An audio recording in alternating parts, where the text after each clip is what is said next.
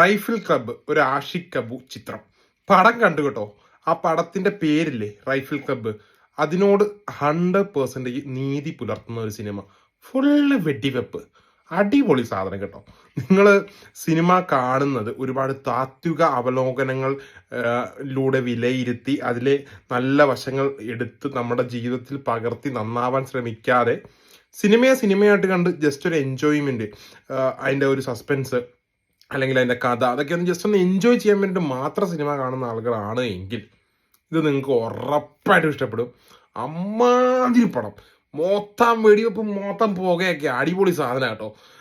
ഞാൻ ആദ്യം പറഞ്ഞ പോലെ താത്വികമായിട്ടൊക്കെ സിനിമയെ അവലോകനം ചെയ്ത് അതിന്റെ നല്ലത് മാത്രം എടുത്ത് നമ്മുടെ ലൈഫിലോട്ട് കൊണ്ടുവരാൻ ശ്രമിക്കുന്ന അമ്മാതിരി ആളുകൾക്കൊന്നും ഉറപ്പായിട്ടും സിനിമ ഇഷ്ടപ്പെടത്തില്ല. അല്ലാണ്ട് സിനിമ ഒരു എൻജോയ്മെന്റ് ആണ് എന്നുള്ള രീതിയിൽ കാണുന്നവർക്ക് പൊളി, അടിപൊളി സാധനം. പിന്നെ ഒരു സംഭവമില്ലേ, not everyone cup of tea, അത് ഇവിടെ നമുക്ക് ഉപയോഗിക്കാം കേട്ടോ. Not everyone cup of tea ആണ്, എല്ലാവർക്കും പറഞ്ഞിട്ടൊരു പടമല്ല ഇത്.